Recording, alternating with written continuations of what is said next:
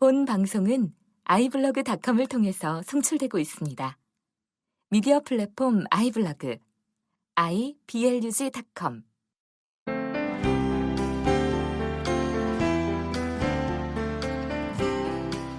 그걸 누가 만들어? 네가? 아니, 뭘 만드는데? 복지국가. 그걸 누가 만들 수 있지? 대통령이. 아니야. 그럼 누가? 고습도 쳐서 따는 것도 아니고. 참나. 내가 바로 만드는 복지국가야. 내가 만드는 복지국가. 내 맘복. 전국에 계신 50만 사회복지사 여러분, 그리고 복지국가를 사랑하시는 국민 여러분, 안녕하세요. 내가 만드는 복지국가 팟캐스트 두 번째 시간입니다.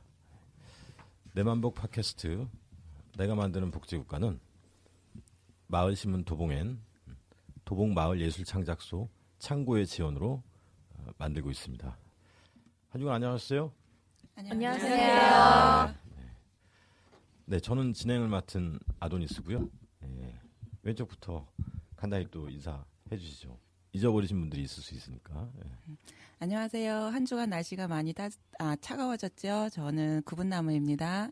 네, 안녕하세요. 펀입니다. 안녕하세요. 나일락입니다. 나 빼먹었어요.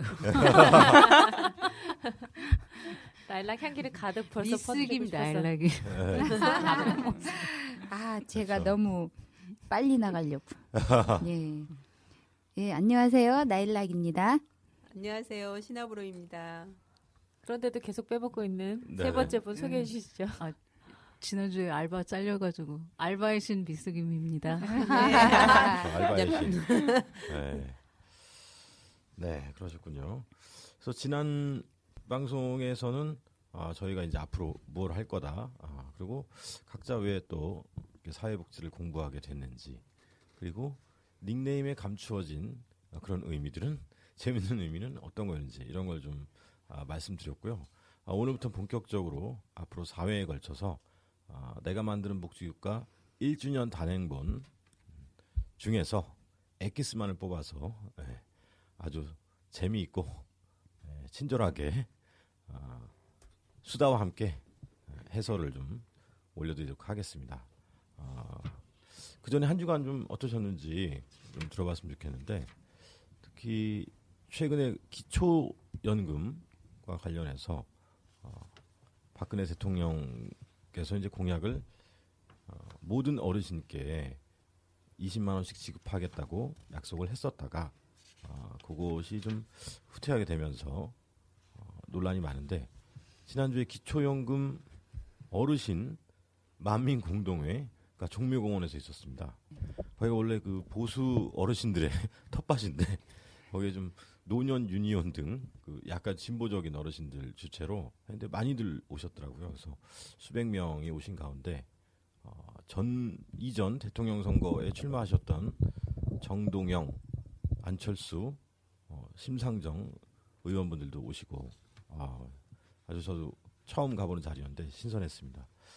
두 분 다녀오셨잖아요. 네. 촬영도 하시고. 네. 다른 분들께 못 다녀오신 분들께 얘기 좀 해주시죠.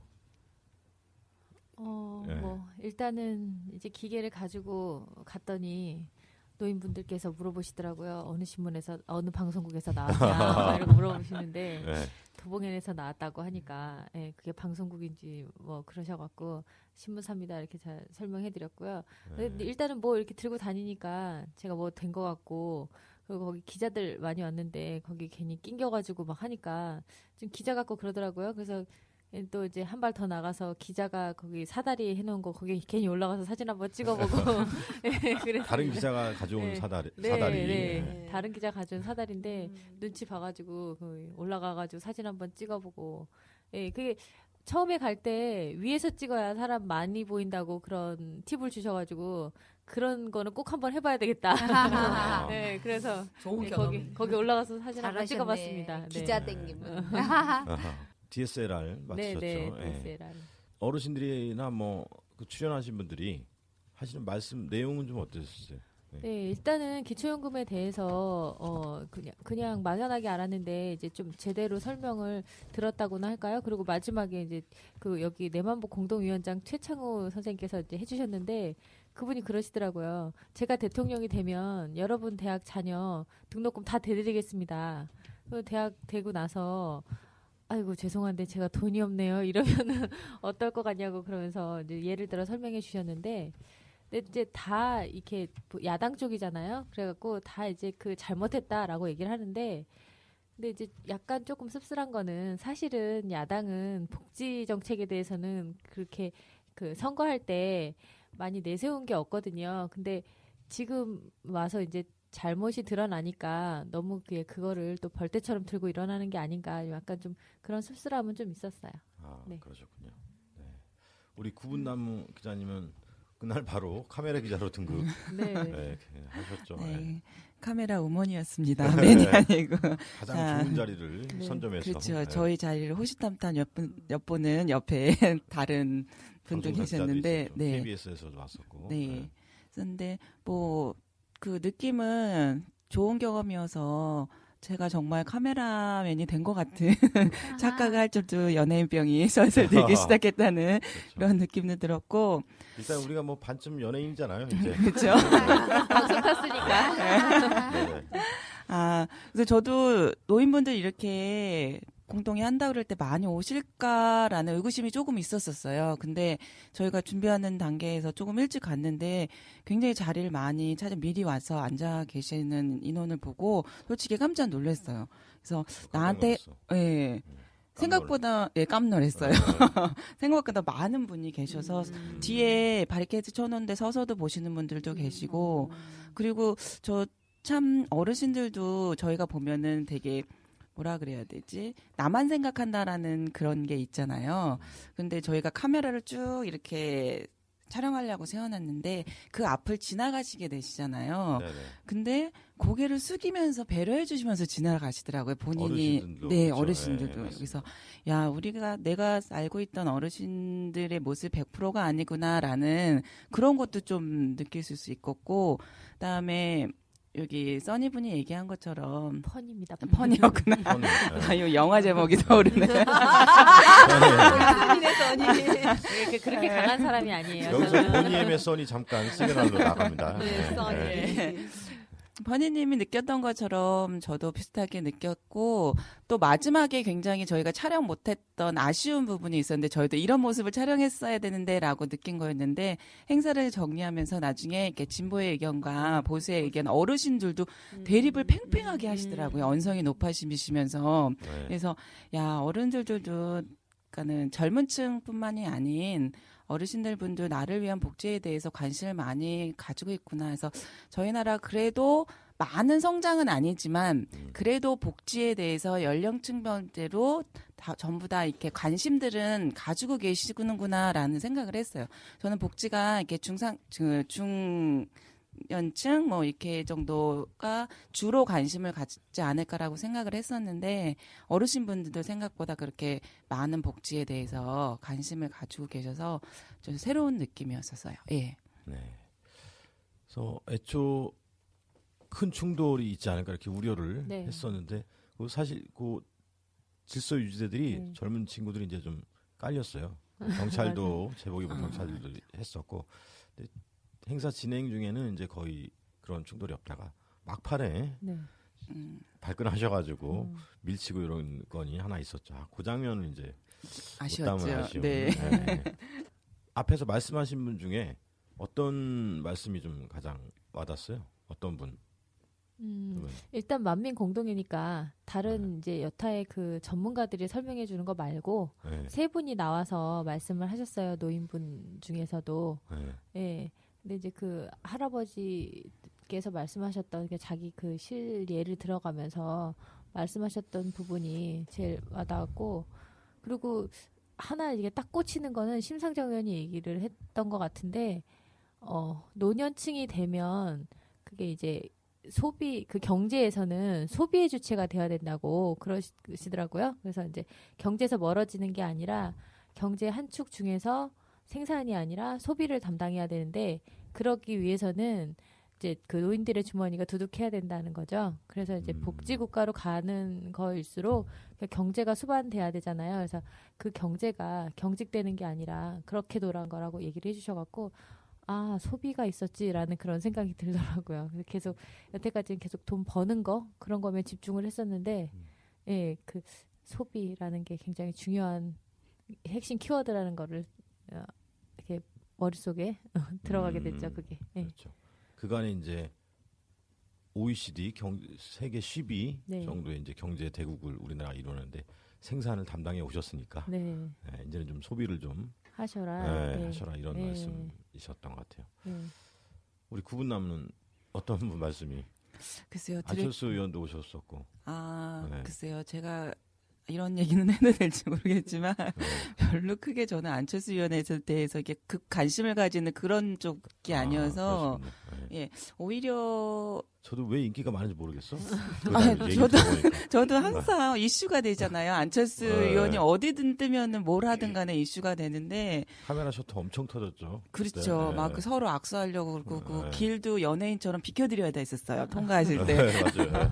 예, 그래서 모르겠어요. 반감이 있는 건 아닌데 그렇게 막 관심이 가거나 그런 쪽은 아니었고 그 정동영 전 정동영 의원 네네네. 근데 연설에 대해서 굉장히 좀 그 우리 응변을 한다 그래야 되나 저희 옛날에 웅변. 예, 웅변을 한다. 굉장히 그 열의가 있으시긴 하셨는데 예, 결론은 저희가 한번 인터넷에도 들어가 봤어요. 그랬더니 8년 전 썼던 공약 그 얘기를 아직도 써먹고 있냐 뭐 이렇게 나왔더라고요. 예, 저희 그 취재한 게 인터넷에 얼마나 떴을까 궁금해서 우연별로 한번 띄워봤어요. 이게 네. 프로필도 볼 겸해서. 근데 그 정동영 그 분에 대해서 한 그런 게 아직까지도 써먹냐 그러면서 떴더라고요. 8년째 똑같은 얘기로 그렇죠. 역사적인 평화 얘기. 복지국가 이거죠. 네. 그래서 역사적인 이야기도 음악이시면서 하셨던. 그래서 저는 뭐가 좋았다 나빴다 보다도 그 내용이 제가 8년 전에 그렇게 그다지 정치에 관심이 있던 측은 아니었기 때문에 8년 전에도 이런 말을 똑같이 했었구나라는 거를 새삼 느낄 수 있었던 그래서 조금은 복지 정치에 대해서 관심도 가져야 되겠구나. 그냥 이런 느낌이었었어요. 예. 그러셨군요. 저는 안철수 의원이 했던 말 중에서요. 네. 그 의미 있는 말은 아니고 네. 그거 생각나요. 저기 제일 가난한 동네 이야기 했었거든요. 일원동, 삼전동, 네. 노원구. 일원동이고 그 다음 가난한 동네는 삼전동이래요. 그런데 이제 노원구 돈이 영원인 거죠. 노원구. 그래서 당신이 노원구 쌍계동에 사신다고 했던 말씀이 생각나네요. 네. 어제 또 새벽까지 편집을 하면서 이제 편집을 하게 되면 자세히 이제 듣게 되잖아요. 네. 그래서 봤더니 안철수 의원이 좀 허당인 것 같아.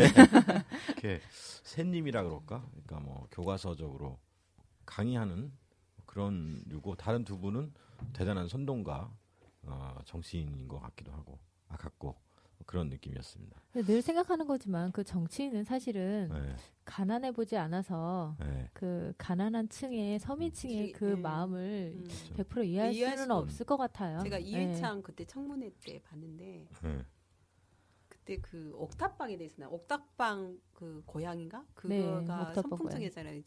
드라마가 그래서 이제 옥탑방이 유행이었는데 그때 이제 이회창 의원한테 물어봤어요.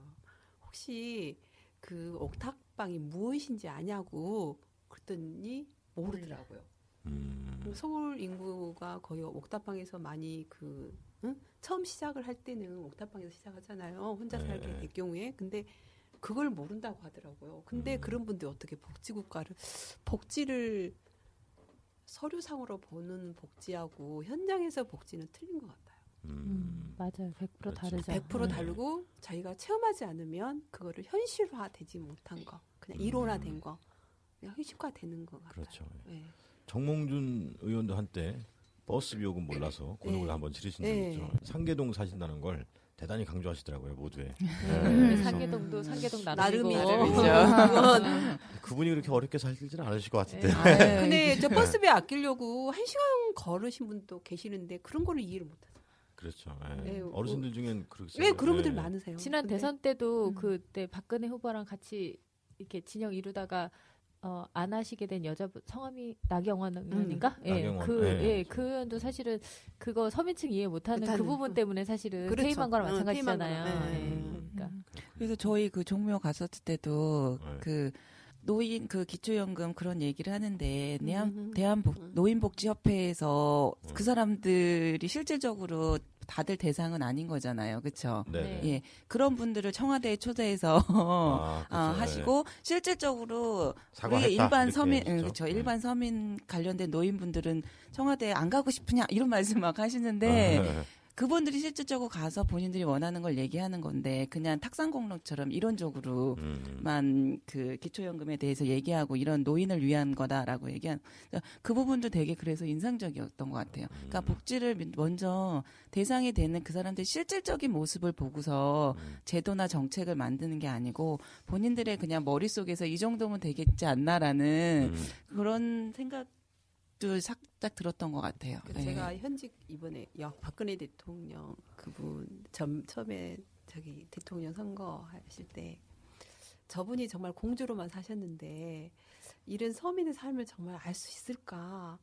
정말 서민은 겪지 않으면 모르는 거거든요. 그죠? 당장 애들 뭐 분유값이 없고 분유값이 쌀값이 없고 그런 거를 체득을 못했기 때문에 체감화가 안 되는 분들이잖아요. 그래서 저런 분이 지금 복지를 지금 앞으로 우리는 복지가 이슈인데 이런 분들이 정말 참다운 복지를 이룰 수 있을까? 그거에 의문점이 갔어요. 근데 갑자기 기초노령연금 20만 원 그거 공약이 뜬 다음에 역전이 되더라고. 그래서 저분이 그거에 대해서 제대로 알고 저렇게 공약을 하셨나?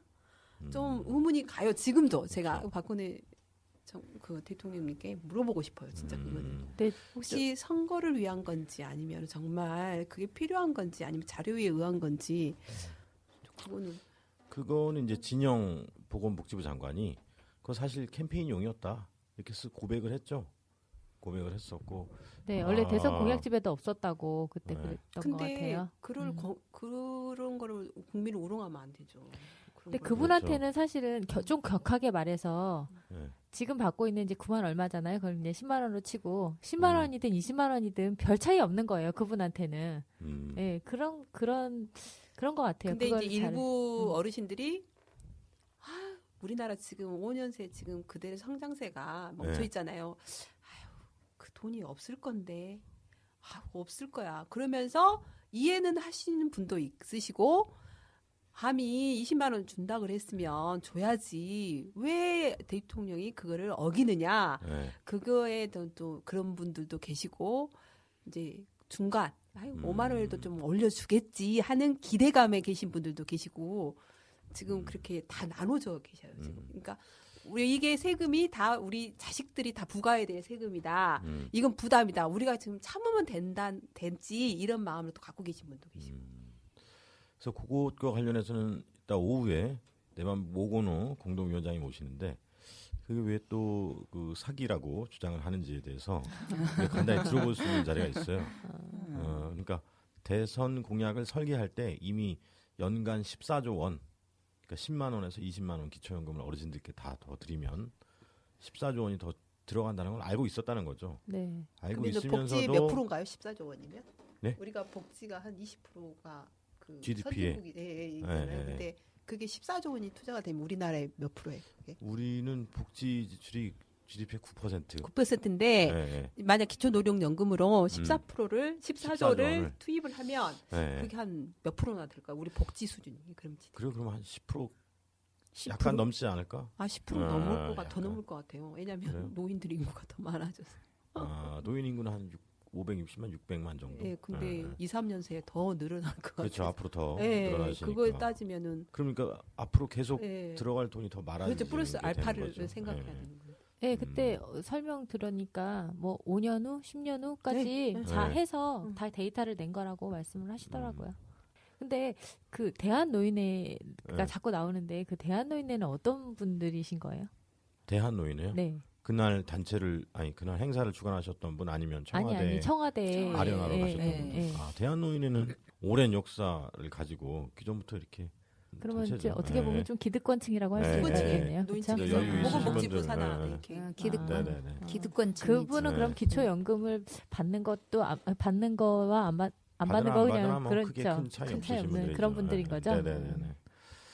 두 분 말씀을 들어보니까 또 우리 저 라일락 분은 어떤 느낌이 드세요? 이번 행사에 글쎄, 관해서. 저기 서민들은 정말 10,000원, 20,000원도 노인분들은 참 굉장히 유용하게 쓰시더라고요. 네. 참 고령 노년 연금 94,000원 나오는 거 그것도 정말 병원비에다가 정말 자식들한테 손 벌리기가 힘든 분들이 많잖아요. 네네네. 그런 분들은 정말 병원에 가든 아플 때 정말 갈 때 정말 유용하게 쓰시는 걸 보고 제가 좀 마음이 뿌듯할 때가 있었어요. 네. 근데 사실 이번에 기초노령연금을 이렇게 좀 준다고 했다가 네. 기대를 참 무척들 많이들 하고 계시더라고요. 경로당 같은 그런 아 그래요? 예, 네. 어르신들은. 근데 그걸 안 준다고 하니까 너무 실망이 많이 되고 아, 나는 자식들이 능력이 안 돼서 사실 이걸 의지를 하고 살아야 되는데 네. 아, 이걸 안 주면 어떡하나 하고 그런 불안한 마음도 많이들 갖고 계시더라고요. 근데 참 그런 걸 볼 때 그 서민들 삶이 참 애환이 이렇게 참 고통스럽구나. 네. 근데 정말 일부 정치인들이 그런 것까지 좀 알았으면 좋겠어요. 세금이 사실 우리나라 그 세금은 많이 거치긴 한데 세금이 정말 제대로 쓰이는 데가 없는 것 같아요. 예, 그것도 지금. 잡아야죠. 진짜. 예, 네. 정말 우리나라가 이게 제대로 세금이 거치면 제대로 정말 수혜자들한테 제대로 가면 정말 이런 일은 거의 없을 거라고 생각을 해요. 근데 다른데 세금이 많이 세다 보니까 거기에서 나눈 세금에서 이런 복지를 하려고 하다 보니까 네. 너무 정말 취약계층에는 돌아가지 않는다는 거. 사각지대가 있고. 예. 네. 그것 때문에. 네, 좋으신 말씀입니다. 그리고 우리 알바의 신 미스김도 이렇게 알바 열심히 뛰어도 사실 뭐 기초 노령연금 수준. 어떠세요? 이렇게 말씀 들어보니까. 솔직히 말씀드리면 기초노령연금에 대해서 저는 굉장히 멀게 느껴져요. 제 나이가 아직 그걸 받을 나이가 아니다라고 생각하니까. 그런데 제 생활 수준을 따지면 차상위 계층보다 더 낮기 때문에 정말 그게 굉장히 저의 노후의 생각을 하면은 굉장히 일접한 문제인데도 불구하고 굉장히 멀게 느껴지거든요. 그게 문제인 것 같아요. 제 마음에. 멀게 느껴져요. 일단은 내일은 그러니까 이 문제의 핵심이 되는 사람들은 지금 당장 보기에는 어르신인 것 같기도 하지만 네. 곧 이제 노령연금을 이렇게 진짜 맞닥뜨려야 될 40대, 50대가 가져야 되는 그런 부분인데 아이 금방이에요 세월. 아직도 멀게 느껴지고 굉장히 이렇게 예를 들면 지난번 무상급식 이거 하고 때 느꼈던 마음하고 네. 굉장히 멀게 느껴져요. 그래서 저희 부모님이 나이가 많으셔서 그 세대인데도 불구하고 엄마 이렇게 가서 얘기를 의견을 묻고 막 이래야 되는데 네. 전화 한 통 못 드렸어요. 아, 그러셨구나. 예, 그래서 저 같은 이런 마음이 이게 그렇죠. 젊은 세대들이 이제 오히려 관심 없죠. 어르신들은 네. 웬만한 효자보다 낫다고. 그게 10만 원이라는 돈이 그렇죠. 아주 큰 예, 돈이죠. 예, 왜냐하면 큰 돈. 자식들한테 받으면 마음의 부담감 있잖아요. 어르신들은 이렇게 우리 어머니 아버지는 주는 데 익숙해지고 받는 거에 익숙해 있으신 분들이 없어요. 네. 받는 거에는. 그래서 용돈 받는 것도 미안해하시고 내가 더 너희들한테 헤어줘야 되는데 희생해야 되는데 받는 게 조금 미안한 감이 있는데 그거는 정부에서 주는 거니까 그런 미안함이 없는 데다가 거의 60세가 넘으면 고혈압, 당뇨가 생겨요. 그렇죠, 맞습니다. 이거는 한 서너 가지 질병 없으신 질병이 노인이 없죠. 거의 있어요. 네. 허리 아니면 고관절 아니면 네. 그런 게 있는데 그 약값이 굉장히 비싸더라고요. 네네. 그래서 노령연금 타면 뭐 하시냐고 그랬더니 거의 약값으로 나간다. 네. 맞아요. 제 1순위가 약값이에요. 약값. 네. 오늘 아침에도 저희 어머니가 기초연금 수급자시지 않습니까? 네. 그래서 뭐 97,000원 정도 받으시는데 그거 이제 어제 찾아봤더니 오늘 물리치료 받으시러 가고 네. 안과에 가야 된다고 그러고 네. 어디 가야 네. 된다고 이렇게 병원비로 하면서 다 나가시고. 병원비로 다. 오늘 아침에 이제 모셔다 드리고 그래서 이제 왔었죠. 그리고 이제 좀 남으면 콩나물이나 두부를 재래시장에서 사가지고 이제 그 기초노령용금 저를 먹이시겠다고 그런 거 봤을 때 좀 짠하기도 하고 20만 원이었으면 조금 더 여유가 조금 있지 않으셨을까. 맞아. 근데 심상정 의원도 그 기초노령연금이 올라가면 재래시장도 살 거라고 아마 그러시더라고요. 요즘 소비층이 이용을 안 하기 때문에. 근데 젊은 층은 다 이마트나 이런 데 간다고. 기초노령연금 지금 이제 선별적으로 한다 그러잖아요. 네네. 근데 선별적으로 해줬으면 좋겠어. 모든 노인한테 혜택보다 정말 좀 재산 있는 사람들은 자식들한테 주지 말고 응? 본인들은 좀 수혜자를 좀 딜레이 시키고 정말 어려운 분들이 많거든요. 노인 양반. 정말 왜냐하면 자식들이 능력이 안 되면 그 용돈을 못 드리잖아요.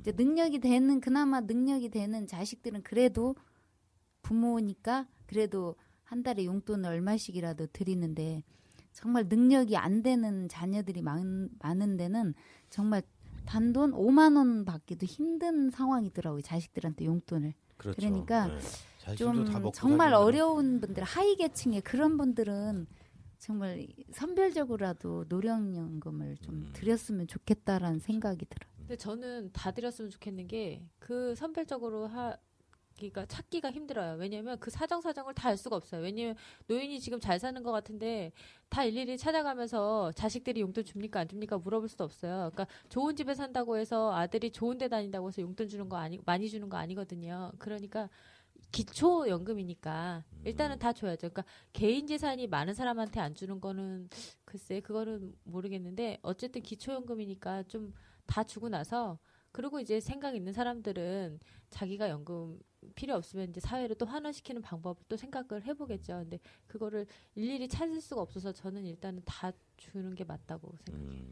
근데 예산이 없으니까 차선책으로 왜냐면 차선책이라도 예산이 없다 하는데 사실은 예산이 없는 게 아니니까 그거 다 데이터 다 돌려가지고 몇십 년 몇 후년까지 다 해갖고 나온 데이터인데 없다고 하는 건 아마 딴 데를 썼다는 거겠죠. 그리고 이거 하면 또 뭐 바로 증세랑 연결되는데 대선 때 공약도 그랬지만 사실 증세에서 하겠다는 게 아니라 탈루 부분을 찾아서 하겠다 그랬는데 그런 게 여의치 않으니 자꾸만 쉬운 쪽을 포기하려고 하는데 그게 좀 그 생각을 좀 바꿔야 될 것 같아요. 사회복지 서비스를 선별적으로 지급할 때와 보편적으로 지급할 때 이제 일장일단에 대해서는 우리가 또 한번 이게 무상급식이하고 이제 똑같아요, 그죠? 예. 근데 복지를 이게 이제 정치인들은 그래요. 나와서는 이제 몇 년 전부터 몇 년 것까지 산술적인 통계를 내서 이렇게 나왔다. 그러는데 사실 그 실무자들 있죠. 정말 그 밑에서 일하는 실무자들이 보면 사실 박근혜 대통령도 사실은 그걸 몰랐을 거예요. 대선 공약할 때. 그렇지만은 그 밑에 실무자들이 어떻게 해서 이제 정권을 잡아야 되겠다라는 그런 욕심 때문에 그걸 즉흥적으로도 할 수 있거든. 모든 이게 우리나라 정책이 지금 이렇게 몇 년을 후를 보고 하는 정책이 거의 없어요. 이게 사실 선거 때마다 바뀌고 입시도 해마다 바뀌는 이유가 거기에 대한 내가 이렇게 공약을 내놓으면 우리 쪽에 또 사람이 한심히 사겠다. 그런 식으로 정치인들이 이렇게 계속 딜레이식으로 이렇게 뒤바꾸고 이 당에서 하고 저 당에서 하고 서로 그래서 우리가 더 표를 많이 받아야 되겠다. 그런 욕심 때문에 그렇죠. 사실 그런 공약이 좀 많이 나와서 그것을 이제 피해보는 사람들은 국민들인데 그런 쪽에 저는 이게 기초 노령연금이 몇 년 동안 그런 산술 평균 냈다고 하죠. 국민들한테는. 근데 절대 아닙니다. 그거. 절대 아닙니다. 그게 이번에 대선 공약을 하면서 거기에서 이제 이제 실무자들이 이제 그 대선 공약을 뭘 할 건가. 그래서 거기에서 선별을 해가지고 이 공약을 하면은 국민들이 어느 쪽에 이게 더 잘 먹힐까. 그런 걸 생각을 하고 이거 공약을 내놓는 거지.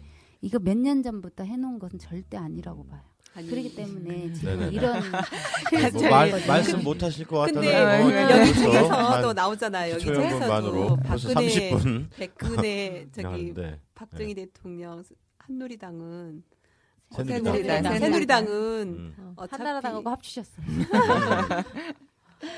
어차피 노인분들 그러니까 취약계층이 좋아하시는 원래 이 책에서 나오잖아요. 취약계층. 그렇죠.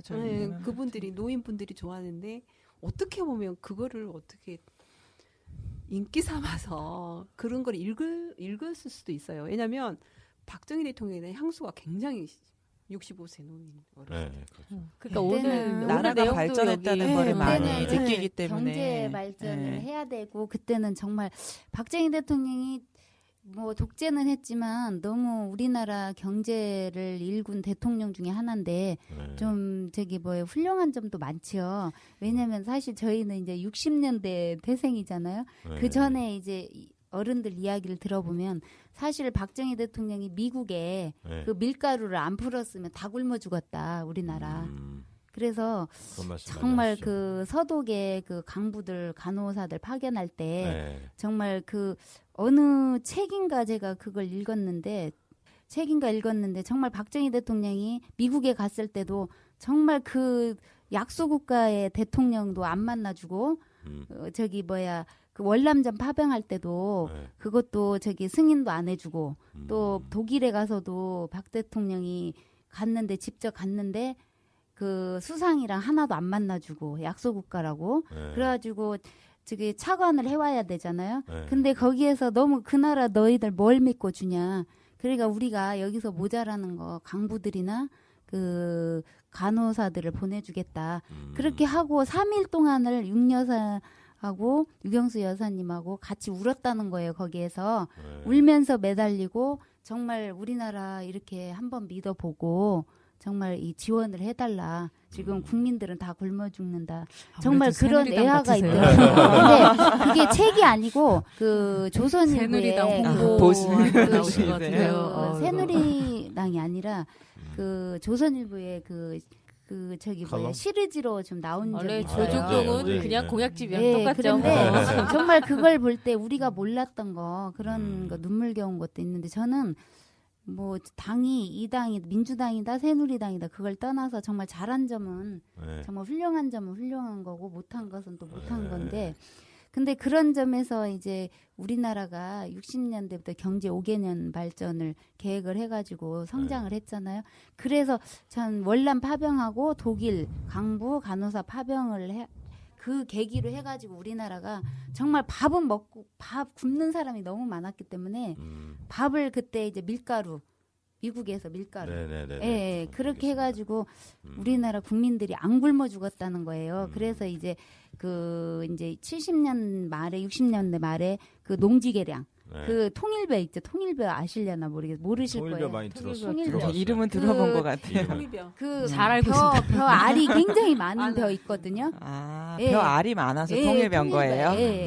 그걸 많아지고. 많이 보급을 굶는 해가지고, 사람이 예. 그걸 해가지고 우리나라가 아마 그때부터 좀 이렇게 굶는 그렇죠. 사람이 점점 줄어들었던 것 같아요. 향수를 많이 갖고 예, 계시죠. 그래서 65세 이상 고령층에는 정말 그 향수라는 그게 있어요. 네. 예, 그거. 그래서 자연스럽게 또 정치 얘기로 이렇게 좀 나왔는데 오늘 본론 들어가야 될 것 같아요. 네, 그래서 30분 넘기시죠. 그렇죠. 네. 본론 들어가야 될 것 같아. 그래서 오늘 준비하신 게 우리 구분나무가 가장 어려운 걸 골라주셨어요. 자료에. 하필. 예. 내가 만드는 복지국가 1주년 단행본 121페이지인가요? 네. 페이지. 서울과학기술대학교 김영순 교수님께서 쓰신 제목이 가난한 사람은 왜 복지국가를 지지하지 않는가. 네네. 요거에 대해서 준비해 오셨잖아요. 그래서 한번 말씀 듣고 얘기 이어가도록 하겠습니다. 네. 변명 아닌 변명으로 저는 타이틀 왜 저소득층 가난한 사람이 복지국가 지지하지 않을까 정말 궁금해서 이 편을 딱 열었는데 내용이 많이 어렵습니다. 머릿속이 더 엉켰어. 예, 더 복잡해져서 체계가 안 잡히더라고요. 근데 일단은 나름대로 그냥 책을 간단하게 이런 내용이 있었다라는 거를 소개를 하자면은 이게 처음에 타이틀 그 앞에 서론 부분에서 보면 저소득층은 세금은 적게 내고 혜택은 많이 받는 복지국가의 수혜자이다라고 있었어요. 그래서 진보 정당들은 복지국가의 확대를 지향하는 저소득층의 경제적 이익을 옹호하는 세력이다. 그래서 저소득층이 합리적이라면 국가의 확대와 진보 정당이 집권을 지지해야 할 것이다라고 되어 있는데 왜 저소득층이 꼭 그렇게 하는 것은 아니다. 그러면 왜 가난한 사람들은 복지국가를 지지하지 않을까라는 거에 대해서 이제 설명을 쭉 해주셨어요. 근데 거기에 설명인 가운데서 이렇게 조사 결과 하나를 저기 예를 들어주신 게 뭐냐면은 작년에 2012년에 이제 한겨레 신문에서 빈곤층의 정치의식 조사라는 그런 걸로 해서 그 조사를 해주셨는데 그 중에서 딱 두 가지만 제가 발췌를 했어요. 뭐냐면은 가난한 사람들이 보수적 복지의식에서 우리 사회가 복지가 확충되면 나의 삶이 좋아질 것이다라고 해서 상층, 중층, 하층으로 나눴는데 우리 삶이 좋아질 것이다라고 했던 게 오히려 하층보다는 상층이 더 퍼센테이지가 높았어요. 하층이 낮고요. 그다음에 보편적 복지보다 선별적 복지가 바람직하다라고 아까 라일락님이 자 선별적으로 기초노령연금도 해줬으면 좋겠다라고 말씀하셨던 것처럼 오히려 이 선별적 복지가 바람직하다라고 생각하는 게 하층 계층이 더 높았었어요. 그러면은 나의 삶이 좋아질 거라고 생각은 안 하는데 선별적 복지는 바라는 거잖아요. 예, 그러면서 이제 비일관성인 생각이 나온다는 얘기예요. 그래서 왜 이 비일관성 같은 생각이 저소층에서 나올까? 그런 거를 이제 학자들의 설명을 토대로 왜 그런지 조사를 하셨는데 뭐 미국의 정치사회학자 립셋하고 벨기에 정치학자 더스크 궁금하신 분은 이제 내만 보게 책을 보시고 네네. 더 자세하게 보세요. 이거는 제가 생략하도록 하겠습니다. 네, 근데 이름이 중요한 건 아니니까. 그렇죠. 네. 근데 중요한 건 뭐냐면은 학자들의 설명 중에서 중요한 건 뭐냐면은 그 벨기에 정치학자 더스크의 설명이 한국 상황에 시사하는 바가 크다라는. 그래서 이 부분은 저희가 알아야 될 것 같더라고요. 네. 예. 자, 그래서 거기에 왜 시사하는 바가 큰지를 보면은 국가 권력과 징세에 대한 피해의식, 진보든 보수든 지배 엘리트층 전체에 대한 불신, 집단주의적인 사회 프로젝트에 대한 반감과 회의, 그다음에 공리주의적 개인주의 등의 한국의 하층에게서도 광범위하게 발견되는 현상이라고 얘기를 하는 거예요. 그래서 이 저희가 기본적으로 그 저소득층이면은 기성 엘리트와 정치인들의 부패와 무책임성에 대한 반감의식이 불신과 반감. 근데 저희가 그 정치를 하고 계신 분들이 다 엘리트층 계층이시잖아요. 그렇죠. 그래서 거기에 대한 뭐 탈세라든가 이런 것도 있기 때문에 불신과 반감 증대라고 표현하지 않았나 하고 책에서 그렇게 정리를 해주셨는데 그래서 가난한 사람들은 투표해서 뭐해? 가난한 사람은 달라지는 것도 하나도 없는데 다 그놈이 그놈이지. 뽑아주면 뭐해? 나한테 도움이 되지도 않는데 그래서 이게 빈곤층에서 흔히 나오는 말이다라고 이렇게 덧붙여 주셨더라고요. 그래서 제가 중요하게 보는 거는 왜 저소득층 복지 태도가 비일관성이 되는지 그거를 한번 서로 나눠보고 싶다라는 각자의 의견으로 왜 이런 비일관성인 정치의식이 저소득층이나 하층계층에서 일어날까 뭐 이런 것도 한번 같이 나눠보고 싶다는 생각이 들더라고요. 그래서 이렇게 마지막으로 김영순 그 교수님이 정리하신 게 그럼 한국의 하층 계급의 비일관적 복지 태도를 강하게 만드는 원인이 뭔가라고 또 정리를 해주셨어요. 그 부분에서요. 친절하게. 예. 그래서 뭐 나머지는 디테일한 거는 책을 보시고 그 간단하게 두 가지를 해주셨는데 첫 번째가 복지제도의 특성으로 인한 복지 체험이 부족이다. 그렇죠. 아까 얘기했듯이 가난한 사람은 달라지는 것도 없는데 다 그놈이 그거지 뽑아주면 뭐해 이런 것처럼 복지 혜택 체험이 부족하다. 이제 둘째는 저희가 항상 얘기하는 제도의 문제다라고 해서 이렇게 두 가지를 뽑아주면서 이제 제도적인 제도 중에서도 이제 그 선거제도를 언급하죠. 그러면서 이제 그런 내용을 쭉 해주시면서 결론은 이런 복지 정치의 제도적인 여건 개설이 이제 복지국가 건설을 왜 절실한 게 필요하지 않나 이러면서 이제 마무리를 지어주신 게 이 테마. 예, 제가 나름대로 정리 요약한 부분이긴 한데 이해를 잘했는지는 모르겠습니다만 예, 그래서 왜 이런 비일관성인 그 의식이 나오는지 그거에 대해서 저희가 한번 나눠보고 그다음에 복지 태도를 그 비일관적인 복지 태도를 강하게 만드는 원인을 두 가지를 주셨는데 그 두 가지에 대한 나름대로 각자 의견. 두 가지가 어떤 거죠? 복지 체험 부족하고 그다음에 제도적인 문제. 예. 그래서 저도 제도적인 문제가 정치적인 거기 때문에 그것보다는 첫 번째의 원인인 그 복지 체험의 부족이란 그거에 대해서 많이 생각을 하게 해주시더라고요. 실질적으로 저희가 세금을 낸다고 해도 나에게 돌아오는 복지 혜택을 받는 그 체험이라는 게 저도 아직 나이가 60대가 안 넘어가서 기초노령연금 받을 나이가 아니어서 그런지 몰라도 실질적으로 나한테 복지 혜택을 받은 게 있나라는 생각을 들게 하더라고요. 그렇죠. 예. 근데 아이들 보육비나 급식비는 좀 어떠셨어요? 그쵸. 저희 큰애는 해당이 없고 둘째가 중간부터 받았는데 저는 이 무상급식에 대해서도 이 정도는 저희가 내고 그거를 다른 데로 돌려서 써는 게 낫지 않을까라는 생각을 했어요. 제가 무상급식에 받을 정도의 그 너무 그 차상이나 이렇게 저소득층이 아니어서 그런지 모르겠는데 저도 나름대로는 말 그대로는 저소득층에 해당하지만 그것까지 받을 정도의 그 하층 레벨은 아니어서 저도 못 받는지 어쩐지 모르겠지만 그래도 무상급식 대신에 그 금액으로 어떤 다른 복지 혜택을 받을 분한테 돌려드리는 게 더 낫지 않을까. 그러면서 옛날에 방송에서 봤을 때 무상급식 때 삼성이나 그쵸 현대 같은 대기업의 손주들이 무상급식을 받아야 될 이유가 뭐가 있나 이런 게 이슈가 돼서 많이 귀에 들렸던 적이 있었던 것 같아요. 네, 발언 중에서. 그렇죠. 그거를 딱 보니까 아까 라일락님이 기초연금에 대해서 얘기하셨던 것처럼 네네. 선별적인 게 우선이라도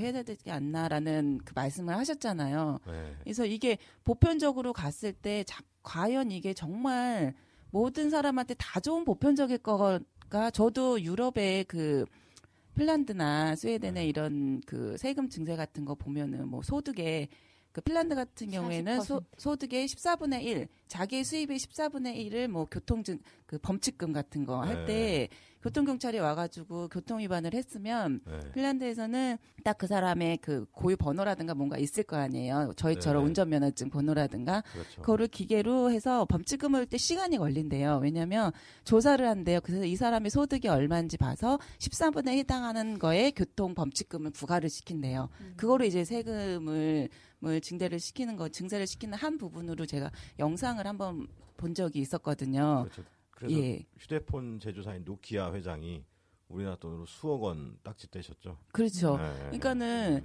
저희도 그런 것처럼 이렇게 저희가 아직 보편적인 거를 너무 강하게 주장하고 갈 단계는 아니지 않을까. 그러니까 우선 좀 선별적인 필요한 거를 가지면서 보편적으로 가야 되는데 선별적인 것보다는 보편적인 양갈래길로 딱 극단적으로 나눠서 선별이냐 보편이냐만 너무 강조하는 것 같아서 저는 우선은 선별을 가면서 이제 보편을 갈 수 있는 정책을 장기간으로 정말 우리 단기간의 정책이 아닌 장기간의 정책을 봐야 되지 않을까 해서 저도 이론상으로는 공부를 하면서 보편적 복지가 이루어지는 나라들 보면 굉장히 부럽더라고요. 그래서 우리나라도 보편이면 좋겠다라고 마음은 같지만 현실상은 저희 나라 상황에서는 보편을 먼저 추구하기에는 너무 무리지 않나라는 생각을 이렇게 들더라고요.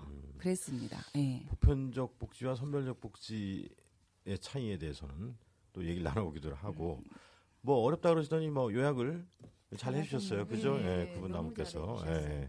감사합니다. 그래서 그렇죠. 전문가 같은. 네. 전문가 브리핑을 들은 느낌이었어요. 예.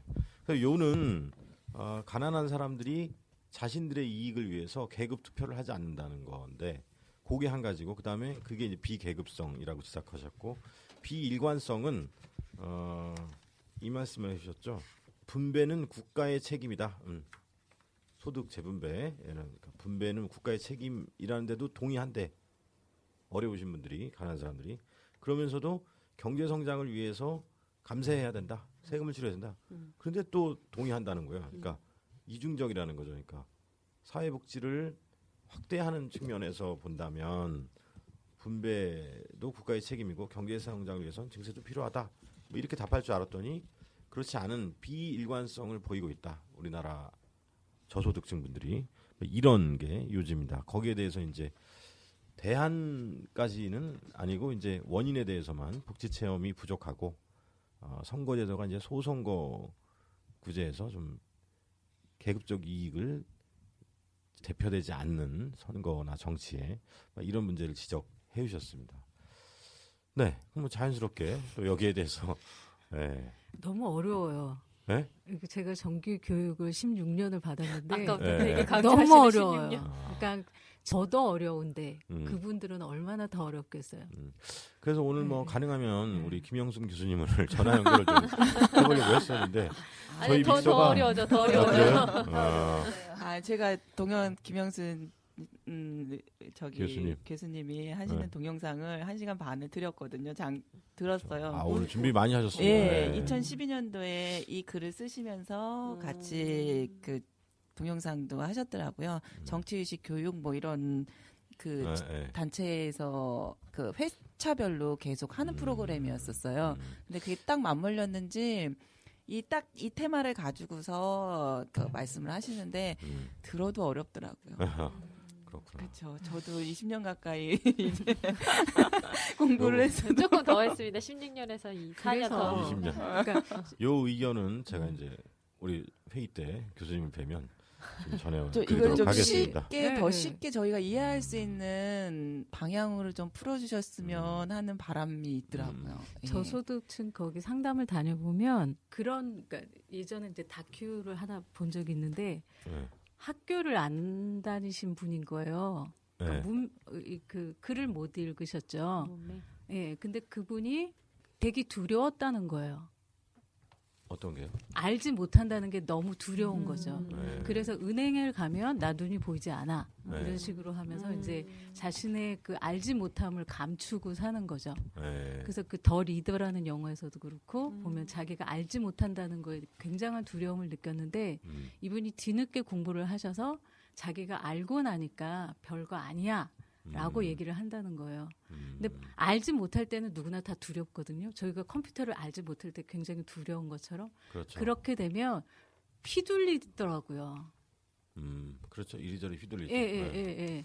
그런데 보면 정치 용어나 이런 것들 보면 굉장히 어렵게 만들어서 네. 조삼모사처럼 이렇게 느낄 때가 많아요. 제가 이 말이 이 말인가 이거 좀 다른 거인가 같은 건가 이렇게 하다 보면 그러면서 그냥 이렇게 하면서 이렇게 넘어가면서 그냥 이렇게 조삼모사의 그 원숭이처럼 느낄 때가 많거든요. 네. 그래서 이번에 기초노령연금 이것도 이렇게 뭐 뒤집어 엎고 막 이렇게 했는데도 불구하고 그게 중요한 게 아니라 그럼 우리는 이렇게 정책을 이렇게 함부로 막 이렇게 대선 공약을 함부로 뒤집는데도 불구하고 우리가 할 수 있는 일은 뭐가 있지? 없죠. 그 사람에 대해서 책임을 묻지도 않고 뭐 그냥 뭐 다 우리 이해해주고 넘어가잖아요. 그리고 네. 2, 3년 지나면 잊어버리죠.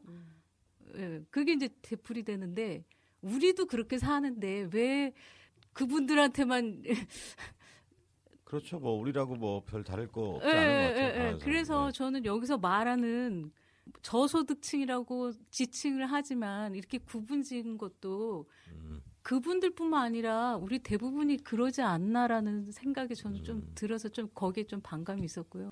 얘기가 좀 이상한 데로 흘러가긴 하는데. 여기서 이제 저소득층이라고 한 건 뭐 또 뭐 기초생활 수급자분들 뭐 요 정도를 한 건 아니고 스스로 자신이 하층이라고 생각하는 사람들이 이렇게 자신이 그런데 하층이라고 생각하면서 자신은 보수적이다. 이렇게 답한다라는 그런 거. 그러니까 이제 좀 알지 못하는 그런 것도 있고 제가 이렇게 이제 상담을 다녀보면 그분들이 가진 그거 하나가 뭐냐면 굉장히 두려움이세요. 그래서 두렵죠. 네, 굉장히 두려운 거예요. 그래서 매달 이제 제가 숫자를 모르면 버스도 못 타는데. 그러니까 그래서 그 할머니 한 분이 내 손자한테 굉장히 많은 학습지를 이제 다 지원이 되니까 굉장히 많은 학습지를 엄청 시키는 거예요. 근데 그 손자는 그럴 만한 애가 아닌데 그래서 그렇게 학습지 너무 시키지 마세요라고 말씀드렸더니 안 된다는 거예요. 얘 공부를 열심히 해서 훌륭한 사람이 돼야 되고 돈을 많이 벌고 그렇게 이제 그걸로 연결을 시키시는데 그분의 마음 바탕에는 두려움이고 또 하나 보이는 건 뭐냐면 동경이에요. 동경. 그러니까 엘리트층에 대한 동경이 굉장히 많으세요. 그분들이. 그렇죠. 그래서 엘리트를 그러니까 지지하는 이유가 거기에 또 그거인 것 같아요. 그 동경 때문에 그분들이 그러니까 우리가 명품 가방을 막 형편이 안 돼도 사는 건 그 가방을 들었을 때 느껴지는 그 가방을 살 때 느껴지는 그 마음 때문에 이렇게 명품 가방을 이렇게 막 목을 매는 것처럼 그렇죠. 그 계층에 대한 상류층이 그렇죠. 된 것 같은 착각을 유발시키죠. 그거인 것 같은 느낌이 들 때도 많아요. 그래서 그 진보 정당이나 이런 분들에 오시면 굉장히 정의를 외치는데 어려운 말로 정의를 외치는데 그 새누리당이나 이쪽 분들이 오면 굉장히 쉬운 말로 당장의 그 달달한 것들을 주시죠. 네. 수건, 뭐 시계, 그렇죠. 떡. 예, 그런 것들을 우리 보편적인 정서상 이렇게 외면할 수도 없는 거고. 예, 그러면서 그 굉장히 이렇게 그냥 이렇게 뭐 서명을 하러 갈 때도 뭐 거의 뭐 고민 안 하시고 그렇게 아는 사람이면 어떠한 서명이든 다 이렇게 해주시고. 그렇죠. 그래서 인간은 뭐 합리적인 선택을 하지 수 않죠. 없죠. 예, 하지 않아요. 합리적인 선택을 할 것 같지만 뭐 중간식인 건 뭐. 아무튼 다른 분들은 또 어떻게 보셨습니까? 제가 그 선거 때마다 강원도 쪽을 잘 봐요. 강원도 쪽을 어느 주인가. 강원도 쪽이 조금 이렇게 문화적인 혜택을 많이 못 받는 곳이잖아요. 또 이렇게 지역성이 있나. 근데 꼭 저기 강원도 쪽은 새누리당이에요. 항상. 그래서 왜 저럴까? 왜 문화적인 양상이 왜 이렇게 흘러가지? 그런 거 보면은 그분들은 딱 뭐 이렇게 취약층이나 그분들은 제도적으로 뭔가 바뀌는 걸 싫어하는 것 같아요. 그리고 우리가 그 시민 활동가나 이런 주변의 가치구나 그런 데에서 그분들한테 문화적인 혜택을 드리고 저게 이런 여성 단체나 이런 데에서 이렇게 많은 걸 이렇게 얘기하는데 먹고 살기 힘든데 내가 거기 가서 무슨 들기를 뭘 들어. 그냥 선거운동 하면 거기서 그냥 무조건 그 지금 뭐 하는 당 그냥 거기 선거하면 되지. 바뀌는 것도 싫어하고 그냥 그런 걸로 그냥 편승해서 가시는 게 그런 분들의 그냥 복잡한 마음 속에서 그게 좀 단순하게 살고 싶은 그런 것도 있는 것 같아요. 강원도는 여태껏 우리가 그 머릿속에 심어왔던 전쟁이란 단어죠. 예. 그래서 정권이 바뀌고 혼란해지면 전쟁이 일어난다. 이런 것 때문에 바로 즉각적인 그걸 받을 수밖에 없는 강원도 쪽은 아무래도 보수 정당을 지지할 수밖에 없는 것 같아요. 한국 전쟁 때도 격전지였죠. 네. 예, 그러니까. 우리 라일락은 보시기 어떠세요? 이게 말씀 브리핑 들어보니까 전문가의 우리 구분나무. 아주 브리핑을 전문가 이상으로 굉장히 잘해주셨던 것 같아요. 비판할 건 다 비판하고 또 정책의 일관성이나 앞으로 해야 될 것도 잘해주신 것 같아요. 공부를 너무 많이 해오셨어요. 영상까지 1시간 반. 영상까지 완벽하게. 그래서 저 이상 뭐 그 브리핑에 대해서는 그렇게 제가 이 타이틀에 싶습니다. 대한 의견이 어떠신가? 네. 가난한 사람들이 왜 쉽게 얘기하면 보수 정당을 찍냐, 새누리당 찍냐, 가난한 사람들이 오히려 더. 근데 그 가난한 사람들일수록 그게 있는 정치적인 그런 게 있는 것 같아요. 제 생각에는. 왜냐면 이게 우리나라가 여당, 야당 다 있잖아요. 정치라는 거 우리나라뿐만 아니라. 근데 이게 여당이 되면은 더 힘이 있다. 그래서 뭐든지 다 이루어질 거다. 근데 그 정당마다 그 특색이 있거든요. 정치적 성향이 있다고요. 근데 야당만 하던 사람들은 여당의 그런 그 지금 새누리당하고 민주당하고 그 정치 노선이 굉장히 틀려요. 저 일반 국민들은 모르는데 정치 쪽에 있으신 분들은 그 노선이 틀려가지고 그 정책 하나 하는 것도 그게 그 노선에서 많이 갈림길이 있더라고요. 근데 제가 볼 때는 사실 그 여당이 지금 MB 정권도 했고 지금 박근혜 정부도 있고 그런데 사실 처음에는 다 서민층을 위해서 그 정치를 한다고 그래요. 근데 막상 여당 쪽에서는 보면은 서민들보다 이게 경제를 일단 살리려고 하다 보면 대기업을 위주로 많이 하거든요.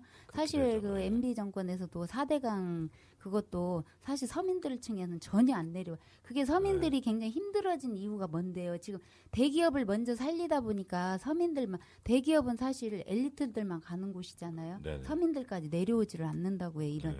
근데 그것도 그렇지. 그렇게 하다 보니까 일단 뭐 서민들 그렇지만 일단 대기업을 위주로 하고 그다음에 사실은 이제 민주당은 야당인데 어떻게 보면 서민들을 위주로 이렇게 정치를 하려고 하는데 야당이 일단 힘이 없기 때문에 좀 서민들층에 많이 못 가요. 그러다 보니까 이런 계층에 아까 그 민주당도 근데 한번 10년 정도 집권 취약계층일수록 왜 취약계층일수록 새누리당 지지도가 높고 민주당, 네. 진보당 쪽 지지도가 낮다라는 것은 왜냐하면 그 취약계층일수록 기대 심리가 크거든요. 기대 심리가 크기 때문에 이번에 여당이 정권을 잡아서 우리한테 부자야, 혜택이 부자. 있겠다. 그런 심리적인 거에 그렇죠. 실제로는 절대 이게 아니거든요. 새누리당은 부자라고 생각하고 야당은 빨갱이라고 생각하고. 네, 그러다 보니까 그런데 어떻게 보면 저희들은 이제 다 서민이기 때문에 제가 볼 때는 이 정책을 보면은 일단은 야당 쪽에서 많이 서민들을 생각을 해요. 현재 모든 정권이나 보면은. 네. 저기 야당에서. 근데 근데 서민들은 그것만 생각을 하고 하층일수록 새누리당은 부자고 여당이니까 우리한테 혜택이 있겠다. 아까도 말씀드렸지만 근데 그런 것은 조금 혜택이 덜 가는 것 같아요. 정치적으로. 그렇죠. 그렇기 때문에 그 혜택은 실제로는 덜 가는데 이 국민들이 서민들이 층일수록 생각하는 게 이걸 모른다는 거죠. 그러다 보니까 마냥 기대 심리에 의해서 이렇게 그렇죠. 나온 것 같아요. 의식이. 아까 구분나무님께서 네. 복지 체험을 해보지 못해서 그랬다고 그래서 복지 체험에 대해서 얘기해보고 싶다고 그랬었거든요. 근데 거기에 대해서는 아무것도 안 나온 것 같아서 혹시 복지 체험을 해보신 경험이나 아니면 이거 해봤더니 좋아서 계속 이런 복지 누렸으면 좋겠다 그런 거는 없으셨어요? 있지요. 그런 거는 뭐? 그건 저희가 이제 복지 혜택을 많이 받은 것 같아요. 이 사회복지사 네. 공부를 하게 된 동기도 사실 구청에서 교육 지원 사업을 많이 하거든요. 저희가 이제 상담 쪽에 공부를 하다 보니까 사실 뭐 상담 쪽에 구청에서 이렇게 이런 이런 혜택을 안 줬으면 저희가 공부하려고 생각지도 못했었고 다른데 학교 쪽에만 가야 되겠다라는 생각만 했는데 학교 쪽에는 너무 등록금 비싸고 그런데 여기 구청에서 이런 혜택을 주다 보니까 그것도 다 복지잖아요. 저희가 거의 무상으로 정말 50만 원, 60만 원 줘야 될 걸 거의 뭐 책값만 2만 원, 3만 원만 내고 사실 저희가 이렇게 하고 또 민간 자격증이지만 자격증도 받고 그래서 저희가 계속 지금 혜택을 몇 년 동안 누렸던 것 같아요.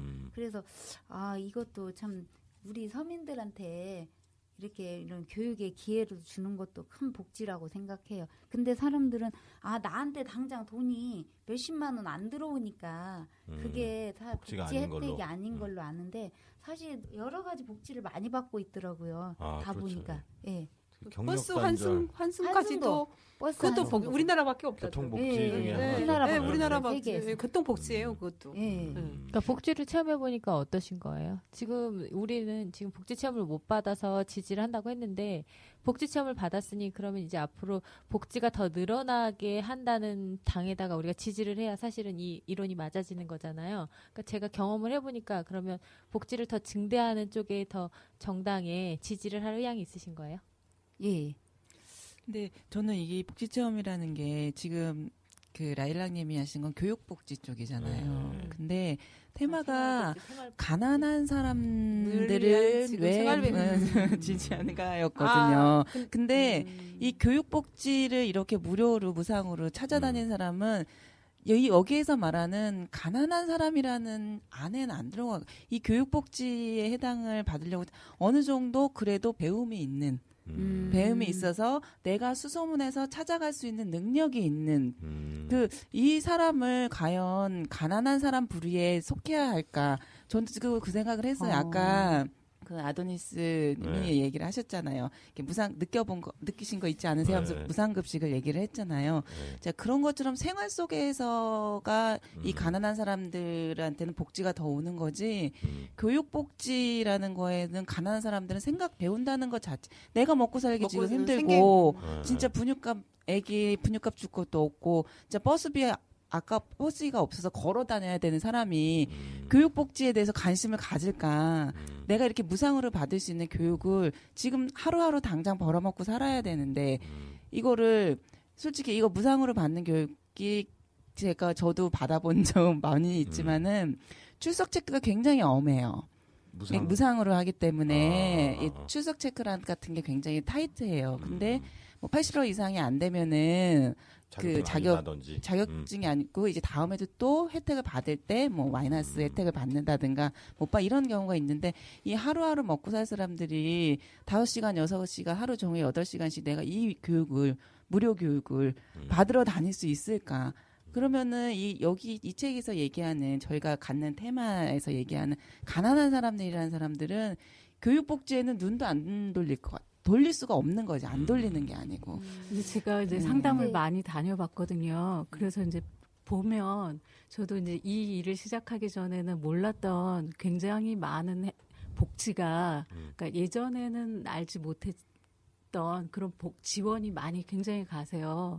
그래서 자활이나 이제 제가 자활센터에 있어서 보면 굉장히 다양한 주거라든가 뭐 교육이나 학원비 지원 뭐 하다못해 핸드폰 비용까지 지원이 다 될 정도로 학습지 지원까지. 예, 학습지 지원이 굉장히 다양하게 지원이 되고 있어요. 그래서 보면 한 150만 원 이상 정도의 생활 수준을 할 수 있게끔 진짜 욕심 안 부리면 최저 이렇게 할 수 있게끔 하기는 하는데 근데 그걸 보면서 이제 우리나라 굉장히 잘 살구나라고 하는데 그런데 느끼는 하나의 그 안타까움이랄까 좀 그게 저는 이제 보편적 복지를 굉장히 주장하는 바인데 왜냐하면 그분들이 이제 예를 들면 희망 키움 통장이라고 이제 사업을 했었어요. 그러니까 그 희망 키움 통장은 그러니까 수급 과정을 탈수급을 만들어주기 위해서 3년 동안 그 이제 자기가 일정 금액을 적금을 들면 그걸 나라하고 민간 기업에서 돈을 같이 넣어줘서 그게 나중에 탈 때 보면 굉장히 많은 금액으로 목돈을 지원하는 거예요. 그래서 이제 가족이나 뭐 여러 가지 수당을 이렇게 줘가지고 진짜 우리가 보면 와 이거 역차별이야 막 저희 복지사들끼리 막 했던 얘기가 있는데 근데 그걸 보면 처음에 제가 이제 그 조사론을 되게 안 좋아하는 이유 중에 하나가 그거를 이제 사전 사후 검사를 해요. 근데 그 초점은 이제 뭐 다양한 것들을 이제 초점을 질문을 많이 하죠. 근데 주로 질문되는 거는 이 사람이 자존감이 향상되었는가 안 되었는가에 초점을 맞춰서 이제 질문을 많이 해요. 그리고 그 질문 내용 중에 하나가 질문지를 들고 이제 그 복지사가 그분하고 같이 희망키움 통장 담당 복지사하고 희망키움을 들어오려는 분이 들어가서 이제 상담을 해요. 질문지를 하나하나 대면 상담을 해서 설정을 하는데 그런데 거의 한 80%의 분들이 울면서 눈이 퉁퉁 벗어 나오세요. 그 질문지 내용이 제가 지금은 기억이 잘 안 나는데 어떤 내용이 있었냐면 지난 1년간 굶어본 기억이 있습니까? 라는 이런 식의 질문인 거예요. 그러니까 굉장히 자존감이 더 떨어져 나오게. 네, 그러니까 자존감 진짜 더럽게 만드는, 그러니까 사람을 완전히 발가벗기는 그런 질문들을 하는 거예요. 그런 질문들을 하고 그다음에 이제 나중에 또 이제 지나서 또 이제 사후 검사를 다 하죠. 근데 제가 담당했던 미래희망 그 사업에서도 사전 검사, 중간 검사, 사후 검사 다 해요. 그래서 저는 그런 걸 할 때 보면 우리가 잘 사는 사람을 놔두고 어떤 프로그램을 운영하면서 그 사람의 도덕성이나 이런 걸 검사하지는 않잖아요. 조사하지 않잖아요. 그거의 사전의 도덕성, 이 프로그램 진행되고 난 다음에 사후의 도덕성, 이런 거 검사하지 않잖아요. 그거의 얘기의 중심에 보면은 자존감을 중심으로 두는 건 너 자존감 낮아. 그런데 우리가 이 프로그램 하면 자존감 높아지고 많이 이렇게 할 거야라는 거를 미리 설정을 하고 거기에 초점 맞춰서 하잖아요. 그런 것들이 보면 그러니까 굉장히 물질적으로는 다양하게 많이 주지만 사례 관리 같은 것도 보면 그 사람의 진짜 잡다한 것들을 다 기록하잖아요. 그러면서 그게 그냥 보관이 되어서 진짜 누군가 앞에서 이렇게 발가벗고 있는 그 느낌으로 그게 다 보관이 되어서 이제 계속 그거에 맞춰서 이제 관리가 되어지는. 그래서 제가 이제 거의 수급 달랑달랑하는 그쪽인데 제가 저희 아들한테 물었어요. 야, 우리 이거 한번 신청해볼까? 야, 이거 하면 뭐도 주고 막 그런데 막 해볼까 했더니 아들이 하는 얘기가 엄마, 부끄러워요.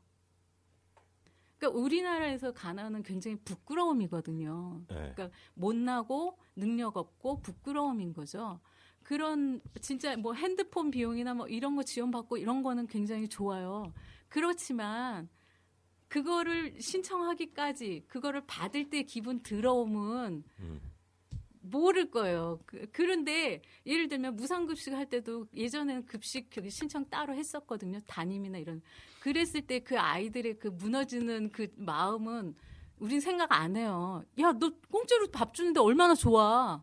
그것만 생각하는 거예요. 근데 그 인간적인 그 마음은 생각 안 해요. 그런데 얘도 삼성 다니는 애도 그냥 무상급식이고 나도 무상급식이에요. 표 안 나요.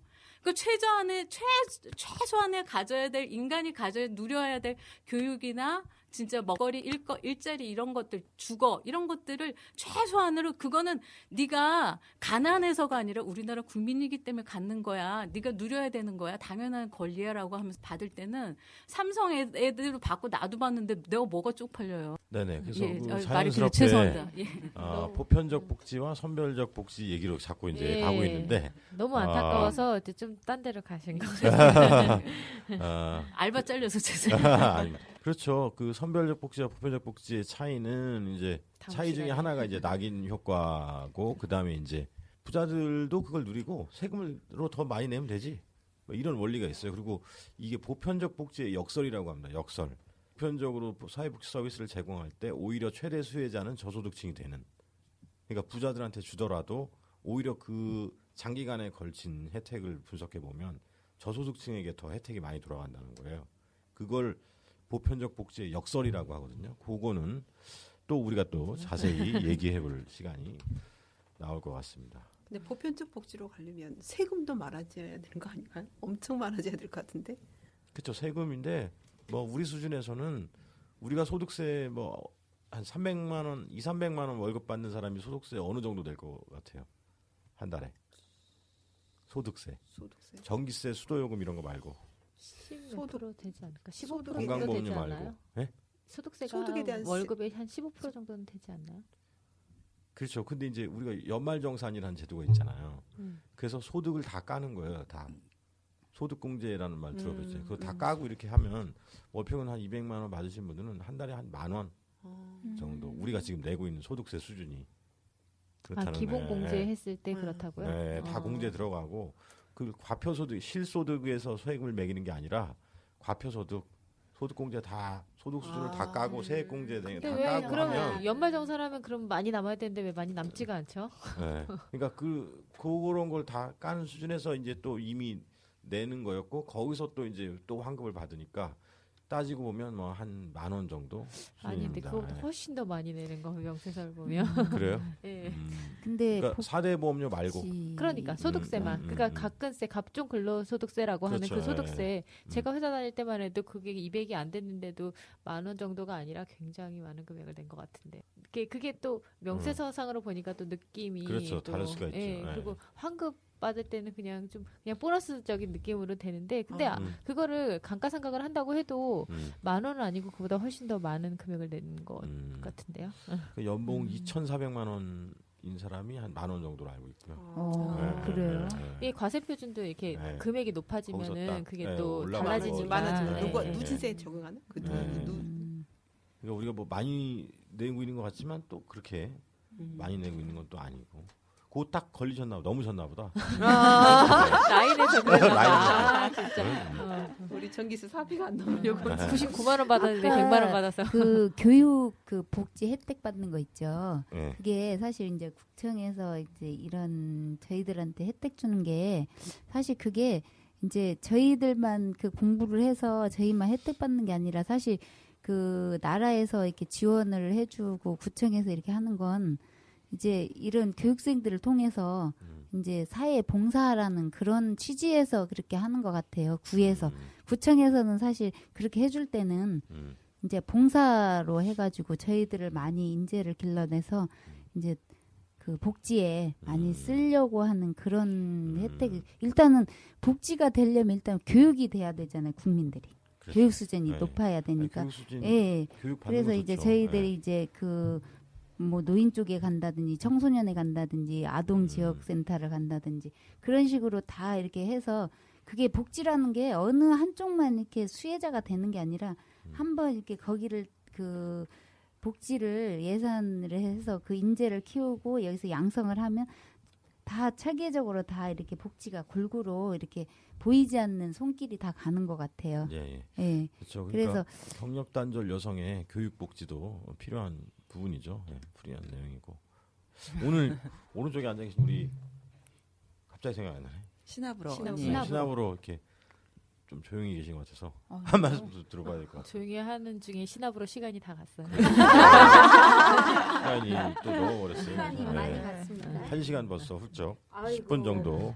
오늘 그 구분나무님의 그 들으면서 참 우리나라가 여기까지 오기까지는 참 힘들었겠다는 생각을 많이 했어요. 왜냐하면 그 우리가 복지국가가 지금 수준이 다른 나라는 지금 100년이 걸릴 거를 지금 프랑스는 100년이 걸릴 거를 지금 우리나라는 지금 20년 만에 이루는 건데 기득권층에서도 힘들 것이고 이거 수혜 받는 사람들도 힘들 것이고 지금 상황이 참 가독인 것 같고 여기에서 우리가 이제 사회복지사가 이제 되려고 이제 공부하고 있잖아요. 그러면 우리가 참 일익을 또 담당해야 될 입장인 것 같아요. 또 목소리도 좀 높여야 될 것 같고 또 이렇게 또 계도도 해야 되고 이런 사람들한테 이런 걸 알려야 되잖아요. 지금 모르는 분들이 너무 많아요. 그러니까 같은 교육을 받는 사람들 중에서도 이게 복지의 한 부분인지를 몰라요.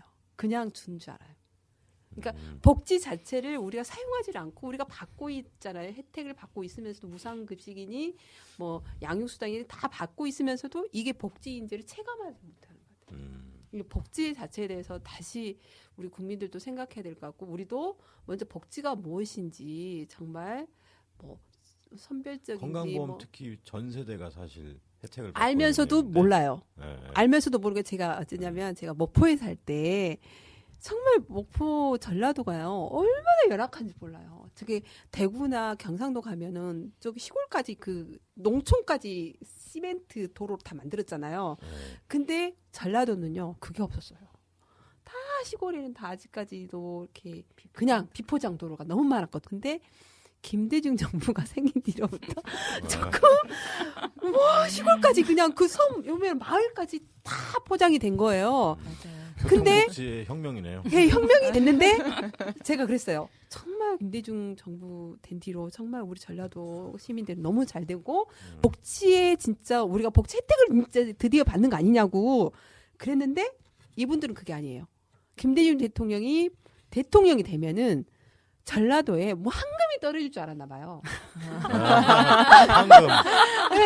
네, 나에게 받는 너무 과도한 기대심. 예, 과도한 기대심이 이게 하늘에서 내려야 돼. 이게 저 모든 사람들이 받을 수 있는 혜택은 다 받았는데 그게 무슨 복지냐? 무슨 혜택이 있었냐? 나한테 주는 게 혜택이 뭐 있어? 현금으로 찔러줘야 해. 예, 그게 복지인 줄 아는 거예요. 개인적으로 와야 되는 거죠. 예, 그래서 개인적으로. 우리 국민들이 의식이 진짜 바뀌어야 돼. 의식 수준 자체가 안 되고 있어요 지금. 진짜 신문 기자나 방송에 있는 사람들이 정말 복지에 대한 그 조그만 것부터 정말 포정도로 그 버스 우리 환승하는 거 환승하는 거. 그거 자체도 복지인지 모르고 있어요. 그냥 나라가 그냥 하니까 경제적으로 좀 괜찮으니까 우리한테 주는가 보다 그렇게 생각하는 거지 복지라고 생각을 안 해요.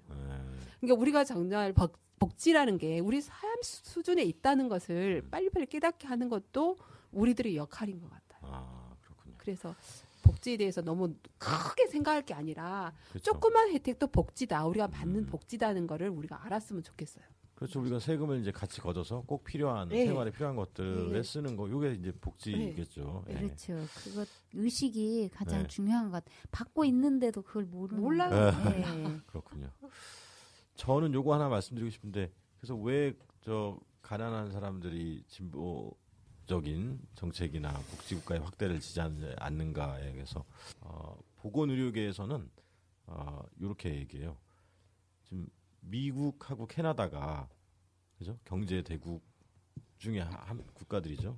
그리고 이제 뿌리가 같아요. 한 200여 년 전에 인디언들 이렇게 다 몰아내고 앵글로 색슨족하고 프랑스인들이 거기 가서 이렇게 나라 세웠잖아요. 그래서 이제 같은 뿌리는 같은데 서로 다른 나라라는 거예요. 미국과 캐나다가. 영화 시코를 보셨는 알겠습니다만 미국은 경제 수준은 높다고 하지만 의료 서비스가 허당인 거죠. 네. 네, 그래서 인구의 거의 25%가 사보험으로부터 혜택을 받지 못하는. 그래서 뭐 웬만하면 좀 참고 이런데 캐나다는 뭐 치과나 성형외과 이런 걸 좀 빼고는 거의 이제 무상의료에 가까운 내용을 누리고 있단 말이죠. 그 원인이 어디 있냐 이렇게 이제 분석을 해봤더니 일찍이 미국은 이제 2차 세계대전 이후에 이제 보수적인 양당 체제가 좀 고착화됐다. 공화당, 민주당이 서로 나눠먹기, 주고받거니 하면서 그렇게 하다 보면 거의 적정한 수준에서 뭐 흔한 말로 쇼부 적당히 타협한다는 거예요. 그게 이제 복지를 확대하지도 않고 뭐 찔끔찔끔 하는 수준에서. 그런데 캐나다는 진보 정당이 늘 한 20% 정도의 지지를 가지고 있었다는 거죠. 아직까지 집권을 못 해봤지만 그래서 한 개 주에서 진보 정당 주지사가 나왔는데 그 사람이 이제 무상의료를 실현을 했더니 다른 주에까지 파급이 돼서 이제 캐나다 연방이 거의 이제 의료복지 국가가 되는 결과를 가져왔죠. 그래서 뭐 이런 게 또 필요하지 않나 뭐 이렇게 주장하는 분도 있으시더라고요. 네, 요거는 이제 번외로 한번 말씀드려본 거고. 뭐 제가 잘릴 수도 있습니다. 이거 편집할 때. 네. 오늘 이렇게 어느덧 정리할 시간이 많이 지났는데 우리 구분나무께서 뭐 정리 말씀해 주시죠. 네. 그쵸. 그 전에 다음 타자는 어느 분이시죠? 여기 라일락. 우리 라일락. 어떤 거 이렇게 정하셨어요? 아직 못 정했어요. 그래요? 우리 예고편도 이렇게 해줘야 되는데.